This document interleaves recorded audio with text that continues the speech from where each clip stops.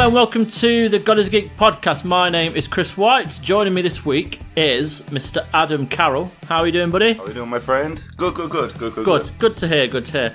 And also, we are joined by someone who decided to do something very mean earlier in No Man's Sky to me. But I've forgiven her. It's Miss Nicola Ardron. How are you doing? No, I didn't. It wasn't conscious, Chris. No, that's what you say. It wasn't a conscious thing. It was just momentary lapse of concentration. Just leave it there. To be fair, though, we'll talk about No Man's Sky in great detail because obviously the new patch has been released. It's improved everything that's come before in a massive way and added a lot of a bit of everything. It's basically the game that many feel it should be, but we'll get onto all that. But Adam, you've been playing a bit of it, haven't you? And you've kind of gone from the start 'cause you've never played it before. Yeah, so it was on like sale there during the week with the update coming out. So I've never once like played this game, like not even a minute. I honestly have never even seen one of my friends play it, and I don't think I've seen much like online gameplay. Only up until the point that it was actually revealed. So this is totally fresh to me. I never really hear about. I knew the concept of it, not too much about it, and I think the story of this entire game is unbelievably fascinating. I think like how this turnaround has come out, and people seem to be really back into it again. Like, and people are, like, from what I gather, people are very happy with this new update. So when I booted it up last night, I just didn't know what to expect. And when it started, because, okay, so first off, have you guys, like, you've obviously played this before the update, yeah? Yeah. So have you been able to continue your save file, or have you started a fresh game, or what's going on there? Because I've seen some people get annoyed, because is there some issue where you can't continue your save file over? Well, I haven't been able to continue it, which was a bit frustrating because. And why is that? I don't know. I don't know if the update just doesn't allow it. It's a completely different game. In fairness, I mean, I could load up an old save. However, a lot of the technology that I had installed in my multi-tool and what have you was obsolete. So I couldn't use it. And I still had to effectively go through the early stages. It's just that I've got an exosuit with more slots, and I had an upgraded multi-tool that had more slots, and the same with my ship. That was the only thing, really. But it was essentially just starting again. Because the way that you gather materials is different. The way that you fuel your ship is different. The way that you now have to combine or cook off materials to create a higher tier of material, that was not in the game before. So there's lots of new stuff. So essentially you could use that character save if you like, and you would have a head start, I guess, in terms of your inventory slots, because that's the real issue with the game, really, is just managing inventory. But you would essentially have to start all over again and, go through the tutorial in the same way that you do when you start a brand new game. So I just started a new game. I thought it'd be just easier to do that. Yeah, like, because I didn't really get that, like, the game feels more like a complete survival game. Am I right in saying that? Or, like, is that what it always... Yeah, like, you're more surviving against the environment, yeah. But yeah, because as soon as it starts, it's a very odd beginning to the game. It's a very odd opening because you're just kind of like sitting there, and all of a sudden off you go, fix your ship and find these like materials and stuff. And I didn't really understand from the word go who was the enemy or who was because there was these like those things flying around like scanning you and stuff, and I kind of had a guess that they were like enemies of some sort, and then I just started shooting them, and then there was like a whole shitstorm happened, and I was like, oh my god, what's going on? And there actually is a lot to digest.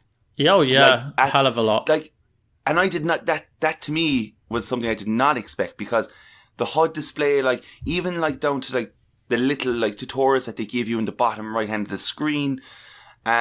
All these things, I was like, fuck me, there's so much going on. And when I opened up the inventory system, I was like, oh my God, there's like, you click on this and it opens up another menu. And I did not know that it was this deep. So I died like a good 2 or 3 times at the beginning. I was like, oh fuck, because my radiation levels were falling. And I was like, am I honestly managing everything here? And it seems to be the case so far for me, which is fine. But I'm just really worried because I'm really bad at this kind of game. It sounds like you're unlucky there. If you're on a planet that's giving you radiation poisoning, it sounds like you've been unlucky on a spawn planet. Because is that a thing? So like, does everyone just spawn on a computer? Yeah. Oh, right. So like my spawn planet's fairly benign. It occasionally has like toxic storms, but they're quite infrequent. And there isn't really any enemies in the game, per se. I mean, you can upset the sentinels, the flying around things that you were talking about that scan you. But they only become alerted to you when you're gathering resources. Now, different planets will have sentinels on them that are more... like they're a lot more on the ball, if you like. So if you're gathering a lot of materials, I don't know, like maybe gathering carbon, and you're shooting at the flora, then the sentinels will come and find out what you're doing, and if they catch you doing it, then they'll become hostile. So they're kind of like planetary protectors, I guess. Yeah, they're kind of like the equivalent of the police in GTA. If you upset more as you go, you'll get more of a kind of star rating, which essentially in the top right you've got like little circular things which indicate how much of a fuss you've caused, and then there'll be more after you. But yeah, they're basically they're trying to minimise how much mining you do, and like Nick says, some are a bit sterner than others, and that. But yeah, that's the only real enemy in it in terms of what you fight, other than like spaceships in the atmosphere, outside the atmosphere. Like in space, you can get into like dogfights with other like ships pirates and stuff, can't you? Yeah, space pirates. Yeah, and I'm wondering, like, one of the things I said to Adam Cook last week about No Man's Sky was, it's all great having this multiplayer, but if you're waiting to get in a dogfight with a real person, how often is a person that you don't know ever going to come across your galaxy? Because there's billions, isn't there? There's always billions of planets. So what are the chances of you actually ever meeting anyone in space? And that was kind of one of the most exciting things. But on the flip side of that, like as we were talking about earlier, I needed to test the multiplayer out for the re-review that I'm doing. So Nick joined my game, and it's kind of cool in a way, because when Nick joined my like galaxy, I was stood up by my base, and I was looking up into space, and I could see a little icon millions of miles away. And then as she kind of hit the hyperdrive and started flying towards me, the countdown of the distance got shorter. And then you see her coming into the atmosphere, and it's kind of cool. There's never a break in it. It's very smooth, and then she'll land and then get out, and we'll go and explore the planet together. In theory, I land, Chris. In theory, I land. Yeah. In reality, I pulse drive too quickly and fly into your base that materializes in front of me as I crash into it, because it's quite substantial, your base, and it took a little bit of rendering. Yeah. But that's kind of a concern about the kind of when it kind of materializes. It should have shown you that way before you came into it. And there are a few... I was coming in hot, though. True. But I did find like a few tiny issues, which I'm sure will get sorted. But like the way you build a base in No Man's Sky is you go onto a planet, providing it's been like it's inhabited with quite a few things, and there's a few bases around. You find one that's already there, and then you go in, you put a base computer in there, and then from there you can start to build on it. And the way you build, it's like if you've ever played Fallout 4, where you click the up on the D-pad and it brings up a menu, then you can go across to each menu point. There'll be like things like structures or doors and windows. That's in creative, of course. Decoration. You need to clarify that is in creative. Yeah, true. There's a few steps to get through to get to that point in normal. Oh god, yeah. Like that's. I mean, I did what you did, Adam, when I came back to it and tried the survival mode, which is where it's essentially like Minecraft in many ways, but you can go through the whole creative and you've got everything already, and that's what after playing the other one for about 5 or 6 hours, I just thought I'm never going to build everything. I want to see what it all does, and that's kind of why I went into creative and built everything.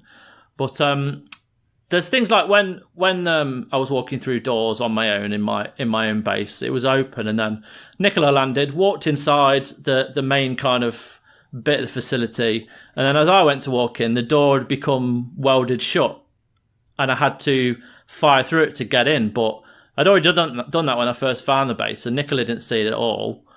And then as soon as I managed to shoot my way in, the alarm was going off inside. And normally you can turn it off, but it wasn't allowing me to do that. So I just wondered where that came from, because it shouldn't have been there. And it's like there's a few other little things that you notice which are a bit odd, but like in general, the multiplayer that I played, it was good fun, and it's essentially the charm of building something in Minecraft for me, but it just looks a million times better because you've got all these. Kind of steady like now, Chris. Steady. Well, in terms of like building a base, this big infrastructure on this planet with all space age kind of detail and design and aesthetics, it can look amazing. Your even base though it does look really cool. Actually, it does look cool.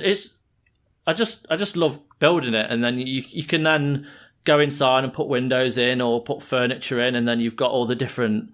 You've got a medical pod, and then all the computers, so you can basically build whatever you want, and then you fly to the space station and you can get an overseer that you can hire for your base, and then there's another little kind of mini mission structure where you have to go and collect things, like we were collecting copper for me to transform into chromatic metal, which you have to make that with the smelders essentially. But there's a lot to it in creative, not just in the main story, but for me, the game as outside of the creative, so the standard modes, feels very, very similar to the other one. The stories exist, but it's very convoluted. There's no real cohesion to it. But it's now we've got the creative. I feel like I was judging it a bit for not having a story, because that isn't what the charm is, and no one moans about Minecraft for not having a story, but it's still an amazing game. So I think now there's so much there, and there's so many options to just enjoy in that mode. It's a lot better.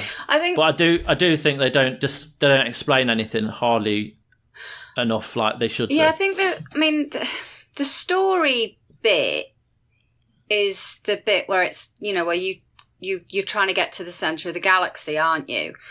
That's the kind of driver that like kind of moves you forward through the tutorial steps a little bit. But one thing I've noticed is that I'm playing on normal, so I'm having to gather all this stuff. I haven't got everything available to me. But one thing I've noticed is that there's so much more stuff now to distract you from that goal of reaching the center of the galaxy. I guess if you want to use Minecraft as an example, Minecraft's overarching goal, it's changed considerably now, but originally the overarching goal was to kill the Ender Dragon, wasn't it? To get to the end and kill the Ender Dragon. Yeah. Now, I had played hundreds of hours and never done that, because I would just get distracted doing other stuff. And now I feel like there's enough in the game for me to put off going to the center of the galaxy, because you can go onto the space station. Oh, really? Yeah. See, this is what it really does feel like, the game that was promised when it was first talked about, because you can go onto the space station and then you can take on jobs. Once you've progressed a certain way forward, you can take on jobs and like do stuff for factions. And like, for example, I joined a friend's game, and he's got a freighter. He helped a freighter that was in distress. Some space pirates were attacking it. So he went in and helped and killed the space pirates, and as a reward was given a freighter. So now he's got this huge freighter as a off-planet base that he can go into, and like there's these different things. So he's got this computer in the middle of his freighter which you can go to and do missions. So he set one up, and one of them was to clear out some space pirates from the system that we were in. So we had to fly for a little bit and then go and clear these pirates out, and we got back and we got some credits or whatever for it, some nanites or whatever. So there's lots of different things now that kind of keep you busy, and that you can kind of not waste time but spend time doing. Like for example, for me, I know Chris can build, he's built this huge base, whereas at the moment all I've got available to me is being able to turn the carbon that I gather into like wood panels. So all I can build are like sheds, space sheds, and I need to move along the story a bit more, learn a bit more tech, and then presumably I can then start to build more complex structures using different materials. So in terms of that, like just keeping you going, I think there's definitely more draw, and I'm really, really enjoying playing it because that sense of discovery and that sense of exploration is definitely back. Like I found in Chris's world a really weird alien structure, which I took a picture of, Chris. A really weird structure that you could interact with, and it would give you navigational points. But obviously I had to log out of your game, so I wasn't quite clear whether that would lead me somewhere else in the system or perhaps outside of the system, but it was giving me navigational points. I found a crashed freighter in my world that has got a load of cargo that's buried underneath the ground that I'm currently digging out and trying to find the resources to be able to unlock. Other stuff that I've found has just been, I'm just enjoying exploring. And now because you actually have a focal point where you can set your base, actually wandering off and exploring and being able to find a point again on your planet is a big deal, because before you just kind of flew around, didn't you? And you were like, well, yeah. Okay, I'll leave this planet now and I'll go and look at another one. But nothing, there was never really a point of reference for you, was there, to come back to it? And there was never really any point to go back to it. Yeah. Whereas now, I think that's why now you do. So it feels like you're actually setting a base, and you're actually, one of the things that I didn't like about the original, because I bought the game at release. One of the things I didn't like about it was I felt like there was no point me being there. I wasn't I was leaving no mark at all on this galaxy or, these planets that I was visiting, other than being a rapacious, chuffing individual, coming and like mining this planet for all of its resources and then, fecking off. I felt like I was having no impact other than that. Whereas at least now, you're leaving behind a base. You can go hop into different galaxy systems and still come back to your base, which is really cool. Yeah. And of course, you're building up a reputation with the various life forms around. So, I'm learning language at the moment. This was all in the original game as well with the language, but it never really seemed to have much point because you weren't necessarily going to come back to a system where you'd learn all the words of that particular language, because the next system might be Gek rather than Viking or whatever. So it all was a bit, I don't know, it didn't feel quite like everything was joined up. This new release does feel like a lot of the stuff that you've been asked to do is making more sense now. I still think there's things to work on. For example, in the normal mode, it's a proper grind. That I'm constantly having to recharge my terrain manipulator part of my boltcaster. I'm having to recharge my just normal mining laser. I'm having to recharge if I, get into a firefight. I have to, craft bullets to do that. And it's just a constant grind of gathering carbon and ferrite and what have you. Refueling your ship in the early days is a pain in the arse as well, because you can only do that by creating like a metal plating and gathering dihydrogen or something, and then creating some fuel, and that fuel only gives you like 4 boosts before you have to do it again. So it just all feels like there's a little bit too much to grind out early doors, which I think could perhaps be tweaked so it's not quite as intensive. Because you're trying to go exploring and you go in your ship and it's like, shit, I've got nothing in my thrusters, so I have to get back out and like start gathering the materials again. It just kind of slows things down a little bit too much. But other than that, it's great. That's kind of what I've been suffering with now since I started, is obviously like I knew that there was all like these planets that were going into these different like randomized planets, but I didn't know that we started on a random planet. I didn't know that at all. So for me, my first gameplay session has been insanely stressful because of the fact that like I'm just trying to get used to everything. Okay, I need to collect this stuff from my ship. Cool. But I'm trying to get used to the HUD, the icons, like even those, like whatever enemy I might come across, just the world in general. And I'm landed with this like radiation level is falling down. You need to fix, and I'm like, what the fuck? What do you mean? What do I get to fix this? And this, no matter what happens, when you start a game and those things happen, you instantly do panic because you're not aware of how long you have. You just see this bar and you're kind of looking at it and you're kind of running at the same time. But that to me, it was like, it's really like kind of annoying that I've started off this way. I don't know, because I've only played like the hour or whatever, is it going to be worth my while to just actually start again and just go into a normal planet to get used to it and slowly fall in? Yeah, maybe, because like I've spawned in on a really hostile planet before that was just doing these firestorms on a really regular basis. But because I knew what I was doing, I just focused on getting my stuff ready. And as soon as I got my ship repaired, I fecked off that planet. There's no point staying on it, because you're just constantly in a firestorm that is depleting your shield plating. And to refuel your shield plating, you have to find sodium.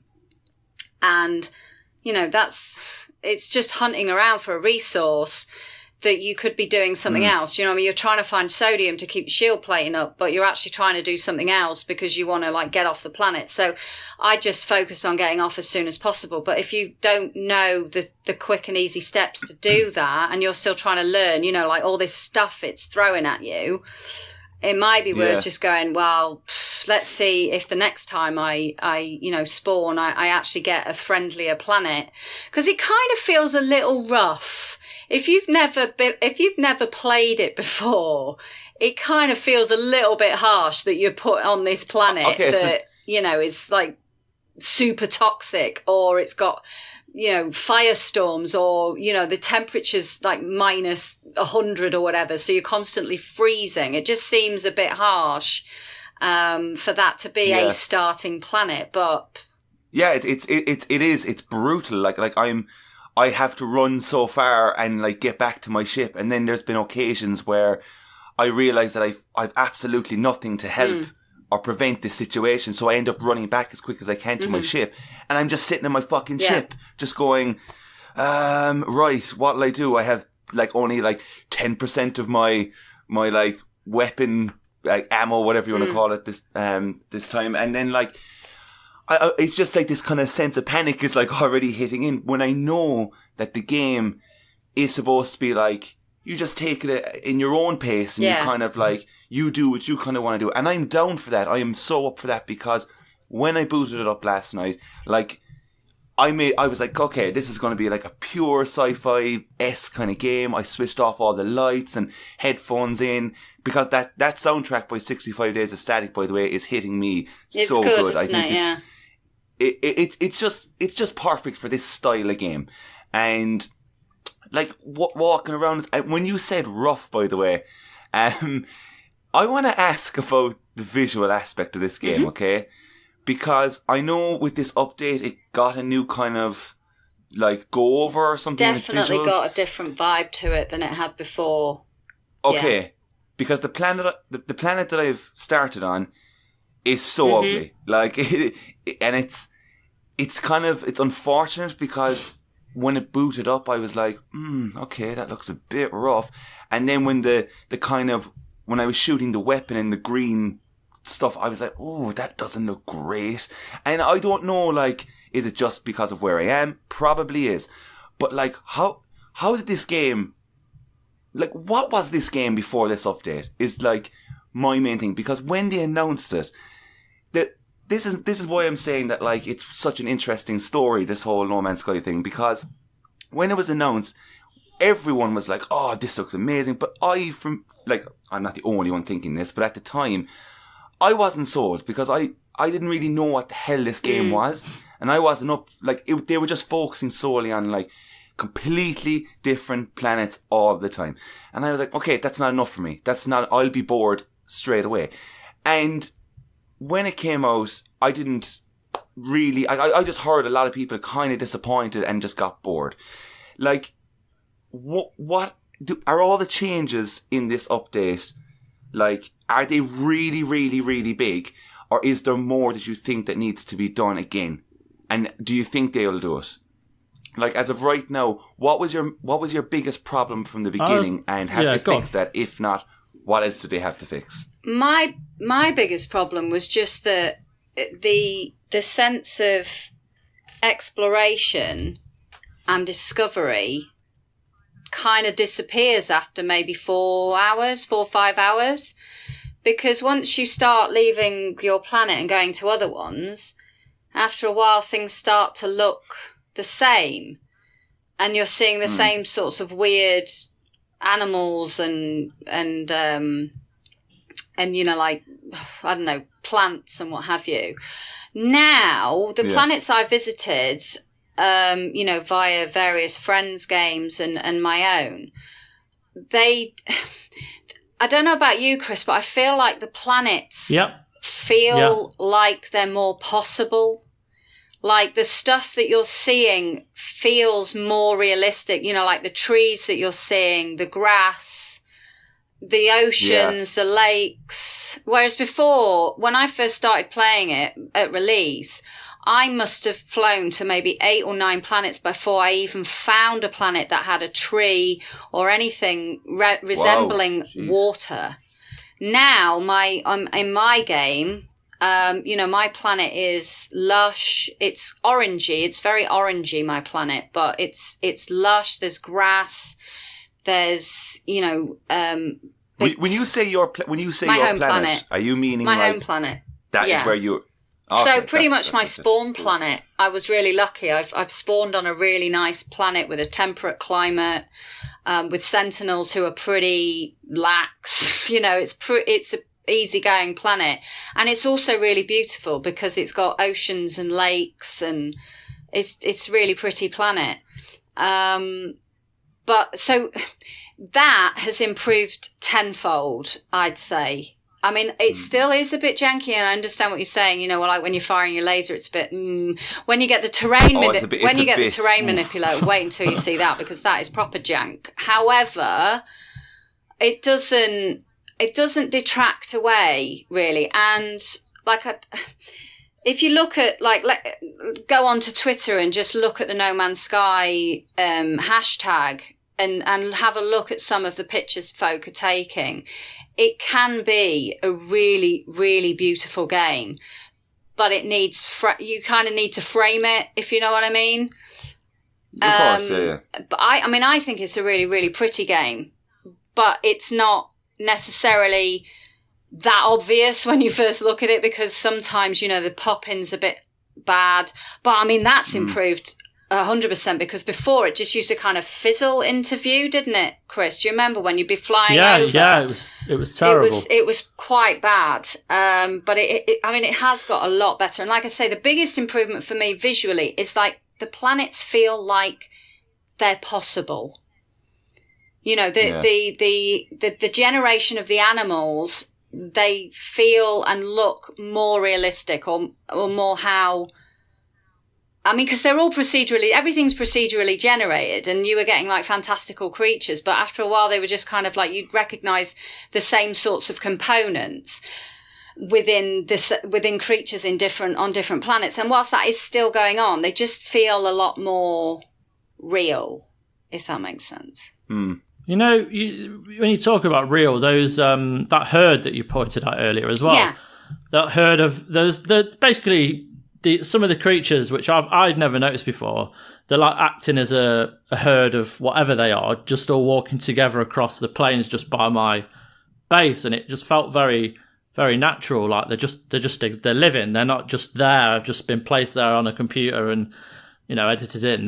They're acting like they would do in real life. There's a very natural feel to it, and every planet, they all used to feel, as you said, the same. There wasn't very much to distinguish them from one another. There was only slight changes in the kind of character design of the fauna, and in terms of the like structures of the buildings that you found, they're all very similar. But there seems to be more, and there seems to be like each planet has a certain thing about it that is different from the other, and it just feels like there's much more gone into it. Like when the original came out, we had all plans to do stuff for this game. We tried to do a captain's log, like journal type thing, but the fact is I couldn't do it because after 6 hours everything was the same. It's like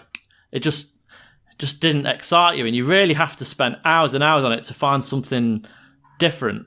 Whereas now there's so much that's been added to, like there's new missions, there's new kind of building designs on the planets, and like Nick said, the some of the kind of the oceans are gorgeous and they're glistening under the bright kind of stars, and there's now rings around planets. There's just so much beauty in it that it's not been there before, and there's a definite difference. But from in terms of like the game itself, it feels now there's so much more been added, and there's so much more grinding need to be able to get to a point where you could even buy get a base built. Then I don't know who's going to stick with it.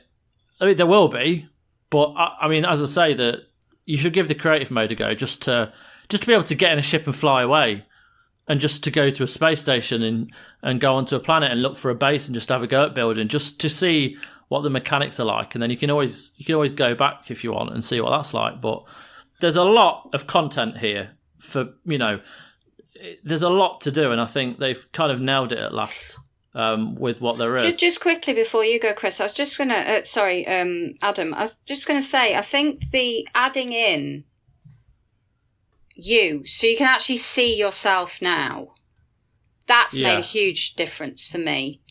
Yeah. Because some of the pictures I've captured, there's there's one particular one that I really like that I've taken, that just for me, I get this feeling of isolation from this picture.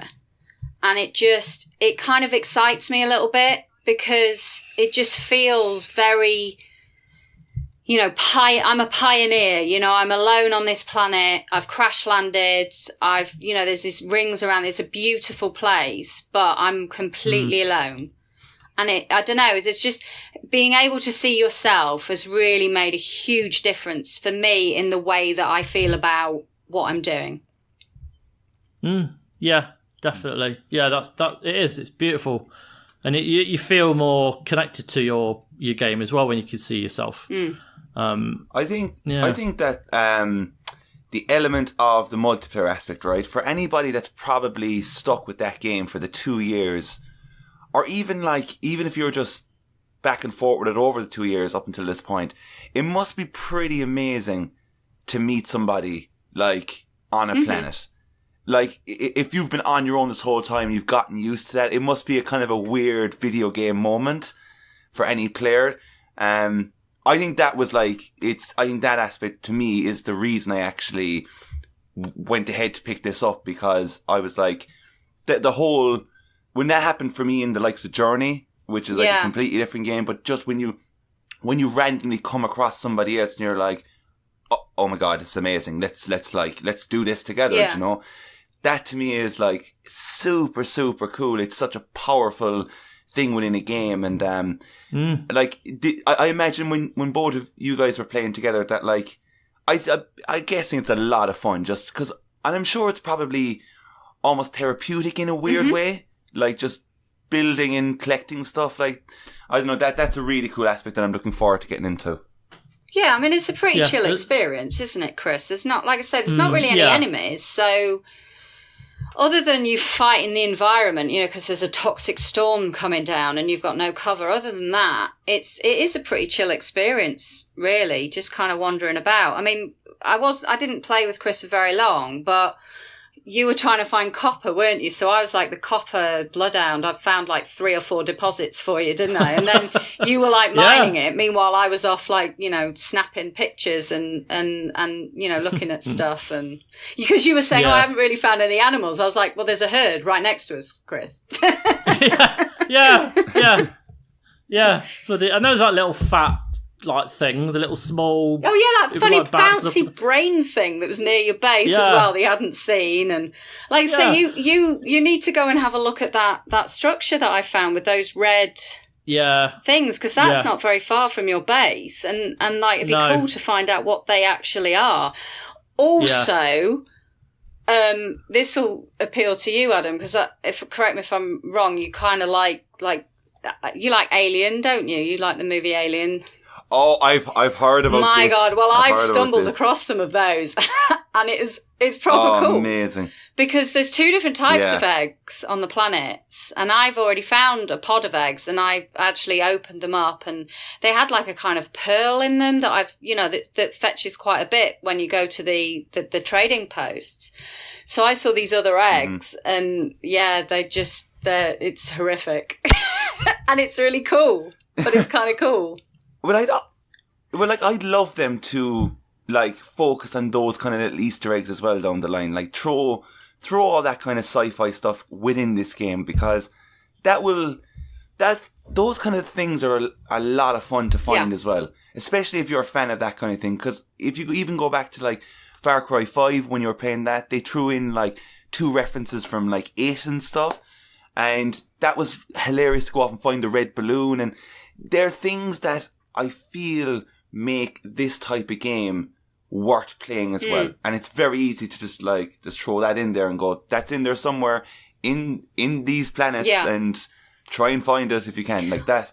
The alien thing is cool. I mean, you know, I mentioned earlier that I found a downed freighter. I don't think that's specifically unique. I think that maybe if you're following a story at some point, you will find a downed freighter, but there's still this element of like, because it's kind of uniquely placed in your own world. And so I think, you know, other people will go, oh, I found a downed freighter.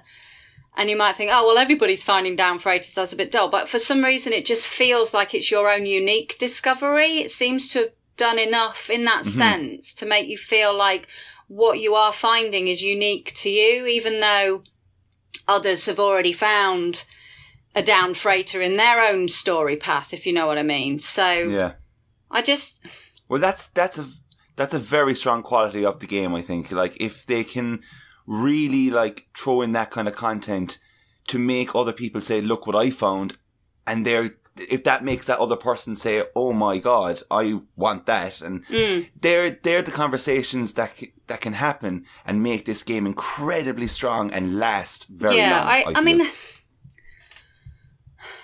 I've played probably about 4 or 5 hours of a new save, and I want to go back and play it. Whereas before, I was just kind of a bit like, I'll play it because it doesn't really take much to play and I can kind of zone out. Now I want to play it because there's things to do. There's jobs. Do you know what I mean? There's jobs to do. Like, I mean, I don't know if it'll appeal to everybody. I mean, I love Minecraft. I adore Minecraft. But I can always find things to do in Minecraft. There's always stuff that I want to do. But I understand that for some people that, you know, there isn't enough for them to do because they don't create their own sort of stories, or they don't want to create their own list of jobs that they want to do. And that's, you know, that's absolutely fine. People like different things, don't they? This game kind of feels like that. It feels like I'm going to get the same kind of enjoyment out of it. A different kind of enjoyment, of course, but the same kind of enjoyment that I get from Minecraft, in that I can just pop in it, potter about, do some jobs, take some pictures, feel like I'm making brand new discoveries, and then come out of it again. And that's kind of what I wanted the game to be right from the beginning. And it feels like it's getting there now. I think that's my main takeaway, my main point about this update.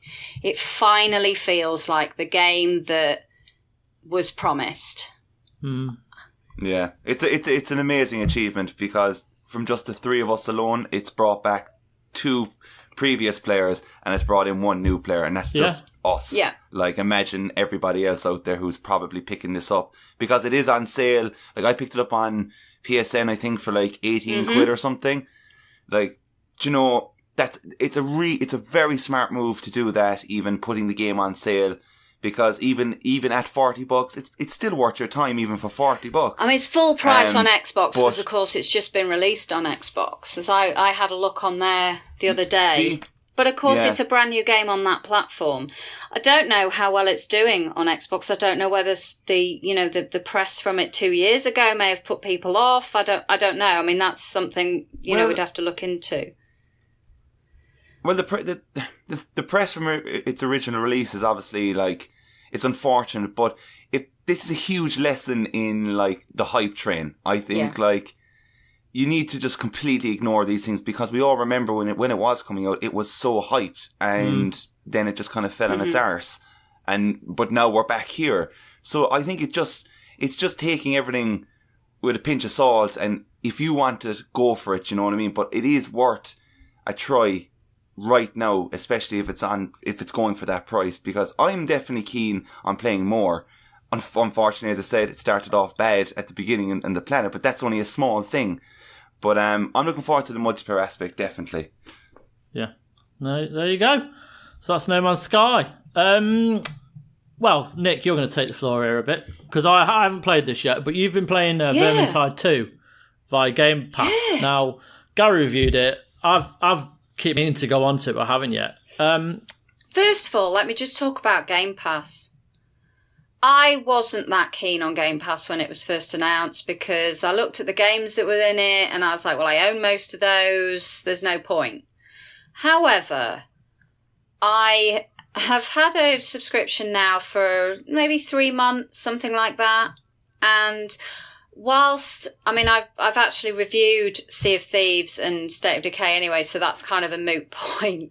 But I would certainly have used Game Pass for both of those games. And then when they said that Vermintide 2 was coming into Game Pass, it was launching on Xbox straight away in Game Pass, I was like, holy shit, I'm going to download that as soon as it comes out, because it's not a game that I would buy, because I know nothing about Warhammer. I literally know nothing about it. So it's not something that...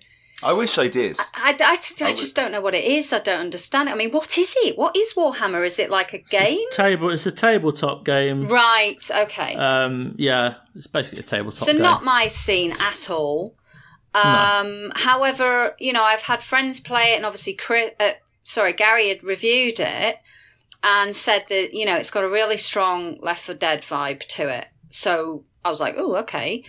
So I downloaded it, and I've been having a really good time with it.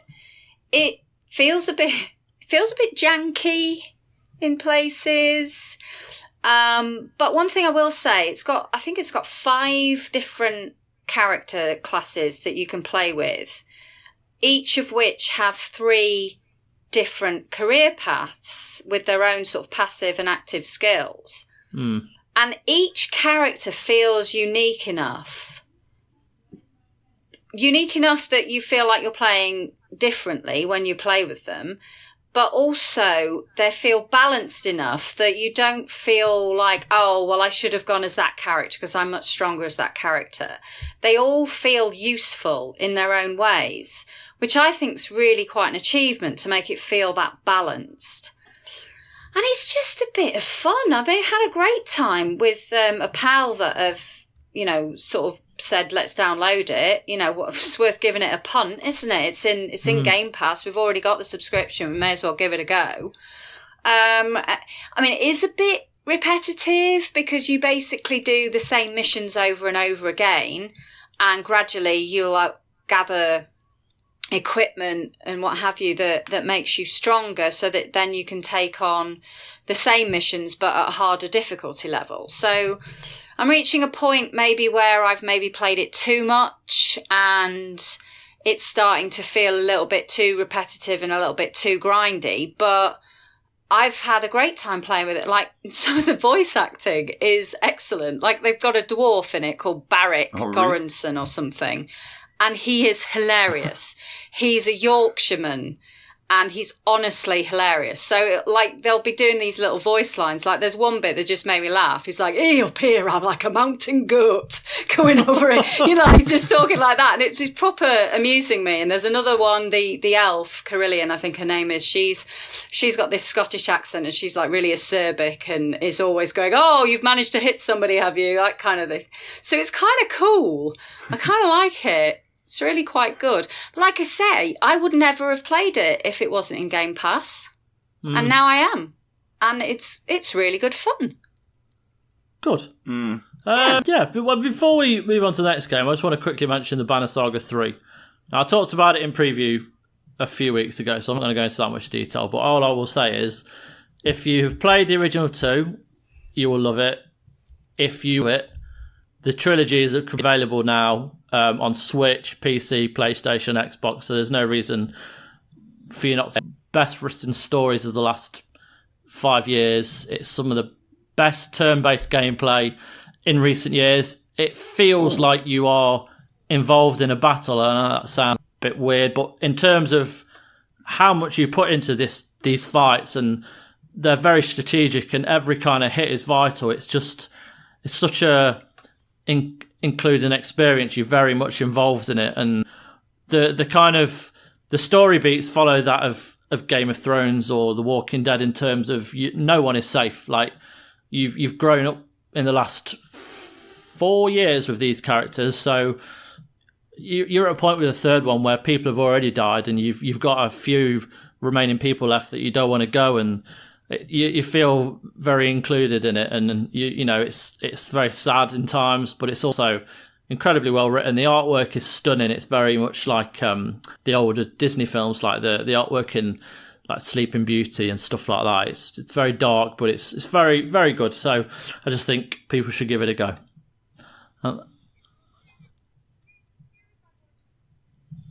It's a series that it's a series I've always wanted to try, but I've just never had the time to sit down with it. I am perhaps more likely on Switch, to be honest, because I do have the original Banner Saga on Xbox, and I've tried to play it a couple of times, but just not been in the mood for it. But I was thinking about maybe picking them up if they were a decent price on Switch, picking them up on Switch and running through them, because it does feel like a game, when I did try and play it, it does feel like a kind of game that I'd like, curled up on a sofa or something, or in bed, or on a long flight to Florida. Something like that. Oh, it's perfect for that. Yeah, definitely. It's definitely perfect for the Switch. Boom. In terms that you can play like 20 minutes of it and turn it back off. It is very easy just to pick up and play, because whilst there is a story linking the battles together, you can finish a battle, put it down. It's very kind of, the battles can take from, like in the first couple of games, they could take from anything from, 5 minutes to 15, whereas in the third, you've got this wave system where it can go on for a lot longer. Like, I was playing games in excess of 30 to 40 minutes sometimes. Oof. Can you fail? Can you fail after that? The whole kind of wave system is, you've got a timer for each wave. So say you start the first wave and you've killed all the enemies that wave has to offer before the time runs out. When that wave finishes, you can choose to flee or continue. So you can get out of it. However, if you continue and you get to the last wave, which is normally around 3 or 4, you get a nice item, nice piece of equipment for your party. So it all depends what you want to do. But you can if you do it within the time limit, you can leave. You don't have to take part in the whole wave system, but it's just something added for the third game, which is kind of cool. If you like the battles and you want to continue, because you can swap out your characters as well. You've got like a substitute bench essentially of all your healthy fighters, which you can swap in and out if someone get injured. So there are a lot of different options for that. But in the first kind of 2 games, they're very much singular. With the added, like, every now and again they'll throw in a couple of enemies to come out from the side of the map. But yeah, the third one's a lot more kind of depth to the combat, which makes it all the better. What was your favourite of the 3? First, just the first one, yeah, because it was I'd never played anything like that before, and it completely took me by surprise. I didn't expect to love it as much as I did. I mean, they're all excellent, but the first one was brilliant. Probably followed by the third, and then the second. But oh man, the story, jeez, it's good.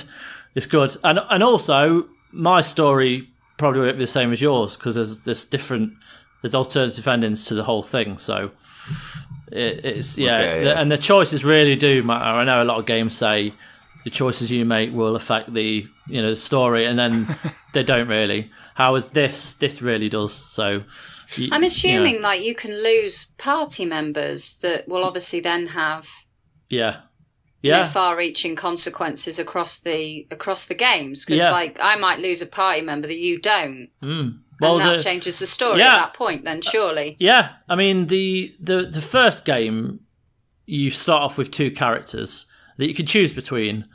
By the end of the game, there aren't 2 characters anymore.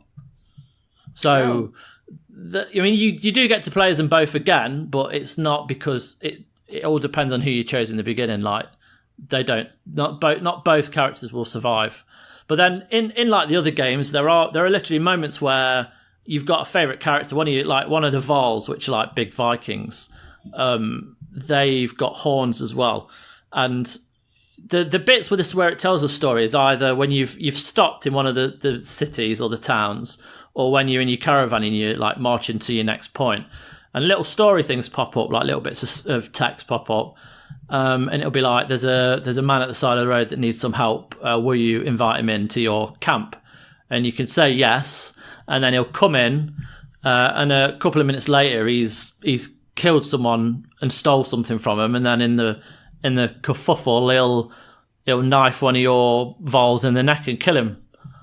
Like, that's how small the consequences can be for it to escalate quickly.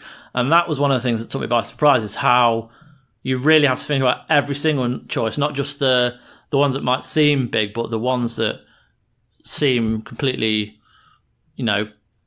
unobvious to what might happen. It's very clever. So yeah, there's a lot of death, but there's a lot of good bits too. So it's just a great journey. So I suggest giving it a go. Yeah. Cool. And then Candle, The Power of the Flame, which Nick, you're reviewing, aren't you? I am, yeah. And I heard a few frustrations on Slack. I am frustrated with it, Chris. Yes, I am. It's very pretty, and there's something really lovely about it. Like, it reminds me of old children's TV programs. Yeah. So kind of bagpuss narrator type. All right. Type character. Yeah.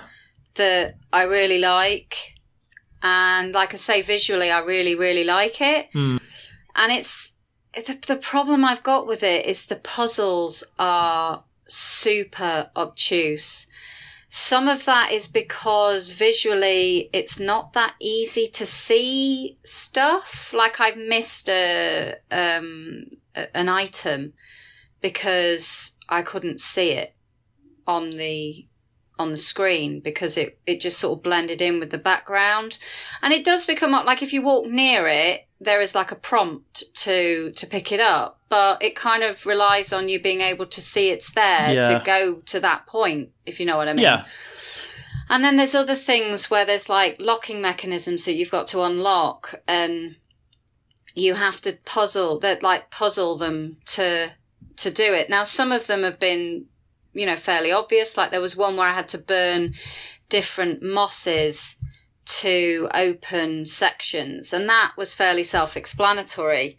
However, there was another one where I had to turn like these switches. There were only 2 switches and 3 things that needed to move. Now, one of the switches would move 2 of the things that you needed to move, and one would only move 1. But depended on how you moved the one that only moved 1, whether the other one moved 2 or 1, if you know what I mean. Yeah. And it wasn't overly clear how you did that. And like there wasn't enough, because normally when you have a puzzle like that, the environment is telling you the solution to the puzzle, and it just isn't clear enough. The visuals are too fussy for that kind of granular detail that you need for this type of puzzling. Like, I mean, I played Cube 2 recently for a review, which I really, really enjoyed. And the way that communicates to you how to solve each puzzle is really, really good. It's really well done. In this game, I feel like that's lost a little bit because the visuals are too fussy for you to be able to fathom it. Like there's one I'm stuck on at the moment, which is like I've got to. It's like I'm actually playing a puzzle, so it's a kind of meta thing. So I've spoken to this shaman who has got a music box that he can't unlock. So you offer to help. So you go in like to the music box mechanism, and you're trying to work out how to open it. Well, I've been stuck on that puzzle for like 20 minutes, and it's doing my head in. Now, it may be because I'm impatient, but ordinarily I'm quite good at puzzle games. But this is just... I've worked out how to do it now, but it's taken lots of like just randomly pressing to figure out how it works. And that, for me, isn't how a puzzle game should work. No. It isn't about experimenting and pressing buttons and hoping that you're just going to bump into the solution. It should be evident, from looking and like examining what's on the screen and playing around with the mechanisms that you've already been taught. Yeah. To work out the puzzle. But it's just not communicating properly for me. But there's lots to like about it. Like I say, visually it's gorgeous. And I really, really like this feeling. It feels really nostalgic to me. I don't know, it reminds me of something. I can't put my finger on what it is. Like I said, the narrator kind of feels like like the narrator who did Bagpuss. It's not him, because obviously he's dead now, I think, isn't he? But it feels like the kind of TV shows that I watched as a kid. It's got something like that about it, and I don't know whether that's deliberate or not. I maybe need to look into a little bit about, the development of it, and what the developers were looking to do with it, because it definitely has that kind of feel to me. Yeah, but it's Well, the review will be up soon, so we'll be able to see it. Yeah. News-wise, so No Kuni 2 is getting some DLC. Adam, did you ever get around to playing this after the preview? Yeah. Did you? Played and finished it. Jesus. Yeah. I thought it was really. I thought it was good. I thought it wasn't as good as the first one. But like it was received incredibly well. I've seen people online absolutely love it. Some people think it's better than the first one. It was just. It was decent, but there were some things that I wish they kept. But this new the season pass and stuff, I don't honestly think I'm going to play the DLC. I don't really have much time to jump back into it because we're getting into a very very busy time of the year now. So But the Adventure Pack is a free DLC, and that'll launch on August the 9th, and it includes some new challenges for veteran players that reward you with new costumes and more. And then there's 2 DLC packs available later on. Well, one's available in the winter, one's available early 2019. Season Pass DLC 1 will feature a brand new enigmatic dungeon for players to explore. And Evan and friends will plumb the depths of this cryptic dungeon, facing increasingly stronger enemies while trying to reach its deepest levels. Season Pass 2 DLC, expected to release early 2019. An additional story expansion of No Kuni 2 Revenant Kingdom, and it'll be available full of exciting content. Thank you, Mick, for that news post, because I have no clue what it's about. There's two Switch games, two ports of some other console games coming to Switch. One of them is Iconoclasts, and that releases on August the 2nd for Nintendo Switch, with some new features. Have any of you played that? Because I know Gary loved it. He said it's his favourite game of the year last week. So yeah, I kind of really want to see it. And then Salt and Sanctuary, which is heading to Nintendo Switch next week, and then the physical edition will be out later this year. Both. I don't know much about that game at all. I think. Are you a Souls guy? Like, are you into those kind of games? Yeah. You should definitely play it then, mate. It's like a side scroller. Okay. It's proper good, Adam. I think you'd really like it. Yeah, it's a side scroller in a kind of stylized Dark Souls world. They use similar kind of names for things, and it's very kind of that gothic, dark fantasy type of thing. You should watch the trailer just to kind of see what it's like, but yeah, it's fucking ace. Yeah. It's by Scar Studios. Have you played any of their other stuff in the past? No. But this is the fact that this is coming out and Iconoclasts, like, that's just incredible. Like, that's immediately what I mean by I'm not going to have time to go through No Kuni DLC, because there's already like 2 games that we just mentioned here that I need to play. Yeah. But Jesus, Souls was not what I was expecting you to say there. Like, I played Charlie Murder back on the 360 by the same developer. I never played the dishwasher. What was it called? The dishwasher thingy or something? Yeah, I can't remember. But that was very well received. But it's really good. I've only done like the first 2 bosses, I think, on it on PS4, because it's one of those games again that I just haven't had time to sit down and play. But it's really good. I'd definitely pick it up on Switch, actually. It's definitely. Yeah, it'd be good for you to do that as well, Adam. I think you'd really like it. You just need to finish Octopath Traveler. So if you've got another 100 hours free, then you can finish it and get on that. It's kind of like, even with Octopath, it's like, I kind of don't want it to end, because I'm just loving it so much.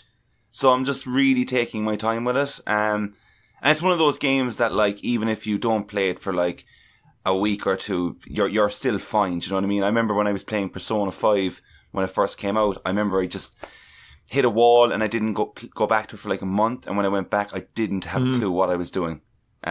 Which is kind of unfortunate when you have those kind of size games. But Octopath is good that way. So even if I'm still playing it come the release of these games, I think it'll be alright to go ahead. And some news for Nicola. Sea of Thieves, The Cursed Cells, is coming on the 31st of July.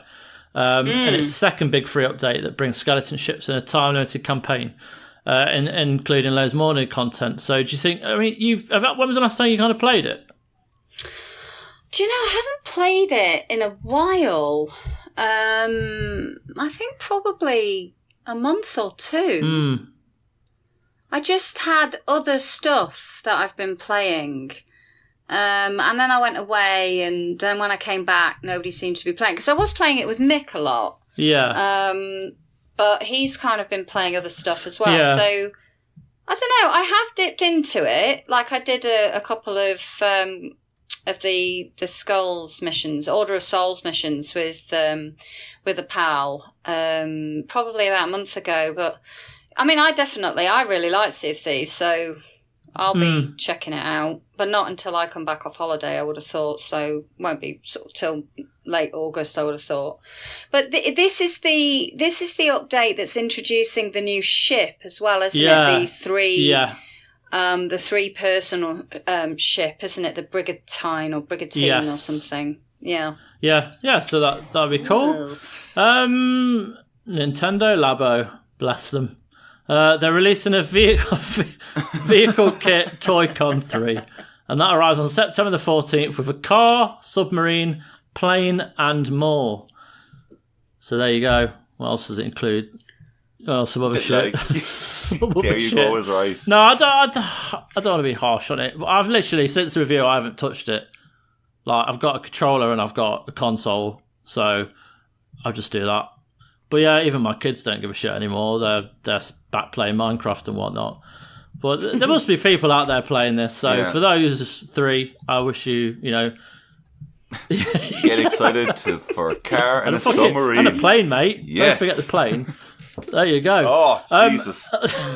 Kick off. The last bit of news I wanted to put on, because it is technically to do with video games. It's the Castlevania second season on Netflix has been announced officially. And there's a full trailer on God is a Geek. And it's coming October 26th on Netflix. So if you've never watched it, you can go and watch the first series. It's literally an hour and a half. Is it good? It's fucking... I think it's really good. And it's 20 minutes an episode. Yeah, I think it's 4 amazing. episodes first series. So you can 4 blast it in episodes. an hour and a half, really. And then I don't know if they've announced how long this will be, but this trailer looks like it's turned it up to 11. It looks incredible. Yeah. And they're really going all out. Like, the first 4 episodes were kind of... felt like a prequel to this. They were just testing to see how say they were just well it was received. They were testing, and I think it was received very well. Yeah, definitely. I think that's why they only gave us the 4 episodes as well, was just to see if we would be all really impressed with it, because it is definitely a show that, considering the content that Netflix put out there, a lot of their stuff is meant to be for everyone and word of mouth. Like, if somebody says something, have you seen this? They'll probably 90% of Netflix things you get told to watch, you probably will watch it. But Castlevania is a tricky one, because if you were to say it to somebody who doesn't play video games or doesn't have a clue about like what Castlevania is, it's kind of a hard sell to go, okay, so it's a video game series that's an anime, and it's like you're instantly hitting territory that's not for everyone. But this, like, I thought season 1 was excellent. I thought it's super dramatic. It's super like it's just gothic and moody, and I just think it's excellent. And it's super violent as well. But I really hope season 2 is just longer. Yeah, just needs to be longer. I'd like at least 8 episodes. That'd be a good size. 8 episodes. But Nick, you should give it a go. Yeah. I think you'd like it, to be honest, because it's. I probably will. I mean, there's so much to watch on Netflix, isn't there? I always go on it. I know. And like flick through, and then end up watching something I've watched before. I think honestly, saying that, I think Netflix has now become a thing where you put it on, right? And I did this exact thing last night. I put on Netflix. I was like, right, Friday night, I'll watch a movie. I see what's recently added, and all I do is I go, oh, brilliant, Star Wars The Last Jedi has been added. Oh, brilliant, this has been added. Oh, excellent, that's been added. Right, fuck it, turn it off, No Man's Sky. That's exactly See, what I do did. that as well. I do that, but I do that with games as well. So now I've got Netflix, which is giving me more choice than I can possibly handle, and games that are more choice than I can possibly handle. And what I do is I end up staring at both of them for about an hour each, and then just switching them off and not doing anything. Yeah, I know. Jesus, there's just too many things. Too many things. So, next listener correspondence, and it's quite amusing how much there's a few knocks at Gary, a few humorous japes towards him. First one, McPoo. What brand of vanilla ice cream does Gary eat? Now, unfortunately, as if you've not noticed by now, it's not here, so we'll leave that one for him next week. It'd be so good if he was here. Just kept quiet for an hour. And he just stayed quiet. And he comes up going, raspberry ripple. Astor's on. So Chris Hyde on Twitter asked, what place that sells alcohol or tap water for Gary in games would you love to have a drink in real life? Anyone? Oh, Jesus. I got mine straight away. The Witcher 3. Yes. Yeah. That would be brilliant. Just going and going, excellent. This is going to be a brilliant Friday night. To be fair, there was a really nice pub in Witcher 2 as well. I remember there being, I can't remember where it was, but there was a really nice pub in that. So Witcher seems to nail pub life. Your local, is it, Chris? It is. I can't think of any other bars. I'd go to the Citadel, obviously. Oh, yeah. Omega or something. Citadel, good shout. An outdance shepherd. I'd have a... I don't know, really. I've often wanted to do a pub review in different games, but I've seen somebody else has done it recently, and I was like, damn it, I've sat on that for way too long. There's that, Hick bar in GTA where Trevor goes into. I think that looks quite interesting. So I might wander in there. Yeah, but it'd be a bit intimidating. Like, I don't think you'd be wanting to drink alcohol and getting woozy. Like, I think you'd have to be on your toes inside a place probably. like that. I'd bathroom, so we'd be fine. Darren, good old Darren at Rotham. What's your favourite gaming food or snack for those long sessions? So I'm going to say right now that I actually don't like eating food same. while gaming. We said that earlier. Same. Yeah. Don't eat. I don't like doing it because it just messes my that's controller. That's exactly why I don't. And I hate it. I don't like having greasy hands on my controllers. And sorry, it's a bit of a bore because I know it's like gaming snacks and stuff. However, I do actually really like a can of Pepsi from the freezer. Now, when I say that, I don't mean I left the can of Pepsi in for 6 hours and now it's just a block of ice. I like just a super, super, super cold can of Pepsi, and that to me is kind of just my thing at the weekend. Like, I can't be having that every night because I'd be fucking dead. But, like, it's just that. But food-wise, it's a no-go. I'll eat beforehand and then I'll wash my hands like a good boy and then I'll just play my games. I don't eat while I'm playing either, partly because obviously it gets all over your controller, but also I'd overeat. If I had like a bag of crisps or something, like a big share bag of crisps, because you're just like, you're just mindlessly eating, and I'd be like the size of a house and I don't need that additional work to get rid of. So I just drink tea. I just have copious amounts of tea while I'm playing. Yeah, tea is my Monday to Thursday drink. And then at the weekend you switch to frozen Pepsi. Weekend I got Pepsi. Fair enough. But the thing about it is though, right? I did once or twice have like pizza when I was like playing video games before, and yeah, definitely the hand thing was a situation. I was like, all right, that's annoying. I'll clean my hands every time I just pick up a slice of pizza. But what actually really bugged me all the time was the fact I had to pause the game to then get the pizza, eat it, put it back down. I don't know, that I just hate being, when I'm in a game, I hate being like pulled out of it in random areas. Do you know, it's the exact same if you're like reading something and someone starts calling you from the room. Yeah. Like, it's just very irritating. You're like, that's why I have my wife feed me grapes when I play computer games. It's the best way.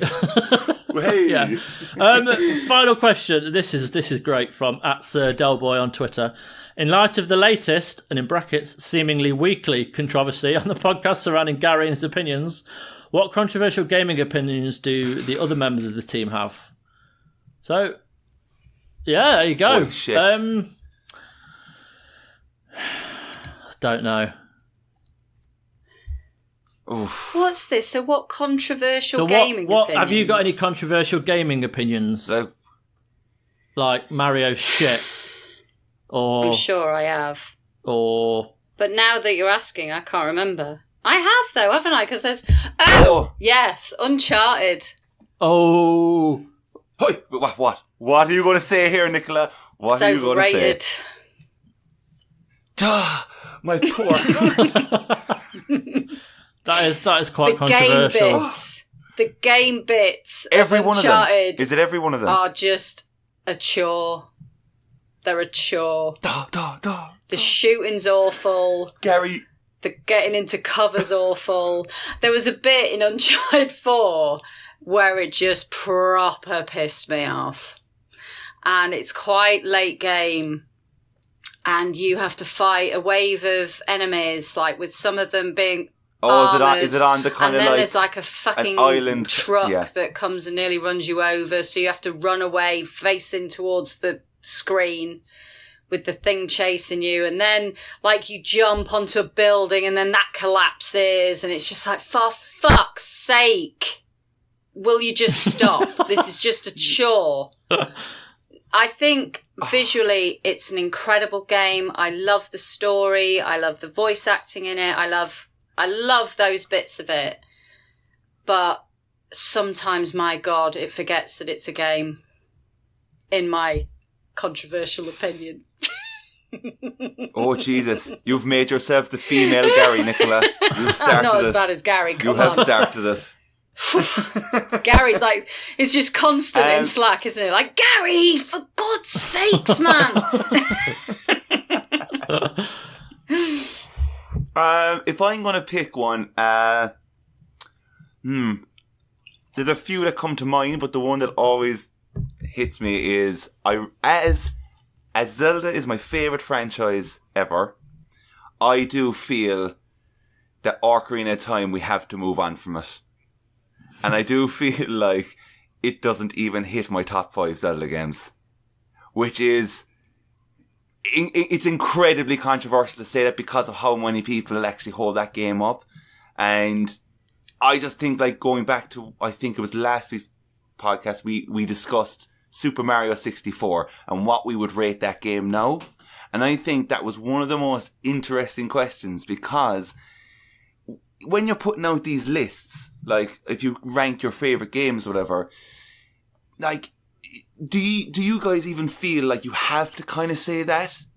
Like, do you, like, if you're, like, ranking these games, would you personally go, well, you have to kind of put that number one because it's that game, even though the last, whatever one of the series was it is the best? Controversially now, Adam, I've never played a Zelda game. Holy fucking smokes. Like, that just took me, like, way by surprise. Holy shit. Honestly, I just, like, my hand went to my heart there. Like, if this was actually a video, I just went... Sorry. Like, wow, where to even begin with that one? Never played one. Like, you need to play Breath of the Wild. You just need to play it. And, I'm debating on picking it up because I fly to Florida soon for my holidays. There's no debating. I'm thinking I've got 8 hours, and I could quite easily get stuck into Zelda on my Switch for 8 hours. Like, drain the battery. Would the battery last that long? Would the battery last that long? I've got a question. Yeah, probably that's my only worry. But I'm sure you'd have oh no, hang on. Is the Switch USB-C, I think. Oh yeah, they'll have USB plug things on the plane. Well, I hope so. They normally do for flights of that length anyway, because I remember when I was coming over to Canada, they had that, so I was like, brilliant, plugged in. But you have to play that, especially when you're in a kind of element right now of discovering and figuring out with No Man's Sky and all that kind of jazz. And I feel this kind of, out of all the Zelda games, this would be the one I would personally recommend to you. And I think I just think it's more up your street in terms of being creative and being like even the photos and stuff. I think you'll enjoy taking the photos in it. There's a lot of humor to be had within the photos. You can do a lot of, you've probably seen a majority of them where Link is blowing up some enemy behind him, and he's doing this pose with his index finger pointed up and stuff, and it's all really fun. Yeah, but one thing I have liked about it, I've seen videos of people just experimenting with the tools that the game gives you to solve dungeons. Mm-hmm. I'm assuming they're dungeons, because of course I've never played a Zelda, so I have no idea.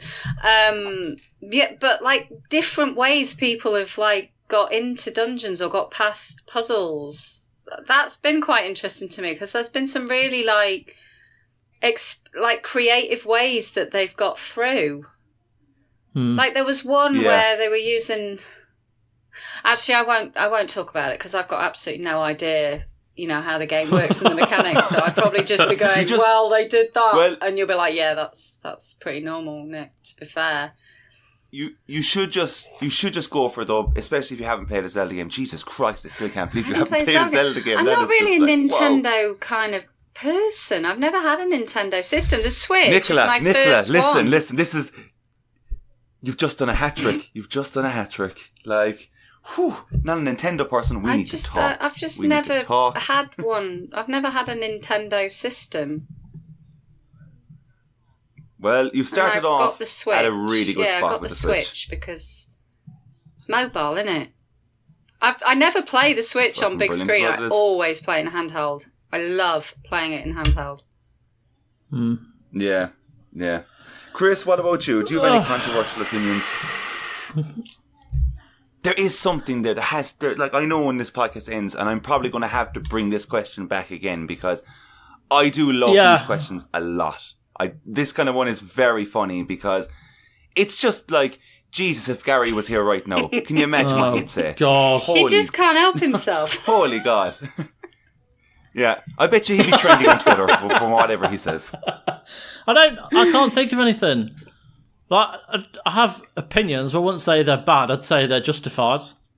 Like, I think Sonic 2 beats any Mario game, but I don't think that's really controversial. That's just fact. No, it is. Hey. You could. I was about to kind of meet you in the middle there until you said fact, all right? I don't mean fact. But yeah, there is that audience. But there's something like. Is there any particular game that you just know that everyone loves and you're just like, it is just pure shit? I don't know. Name some. I'm really struggling. I'm trying to think for the last 5 minutes. Yes. I was going to say you tend to like. Okay, so tend to like lots of things, don't you? I can see good in everything. No. No. I might come back to it when we're talking. Yeah, we'll get back to that question. I'll ponder until then, and then I'll come back. But now we're going into the Patreon section. So if you haven't subscribed to our Patreon, you can do so at patreon.com/GodIsAGeek. And you're missing out on the opportunity to listen about when I accidentally punched a elderly postage worker in the mouth. So thank you very much. Which I suppose that'll draw us to a close for this week. So if you want to read up on the kind of games we've been talking about, read the reviews on the site, just go over to godisageek.com. You can follow us all on Twitter. I'm at FirstAvenger83. Nicola is at _Gravy, and Adam is at AdamsOaks. If you've got any questions for us, feel free to go and ask them there. Guys, thanks for being on. You're welcome. Thank you. And we will see you all next week. Take care and bye-bye.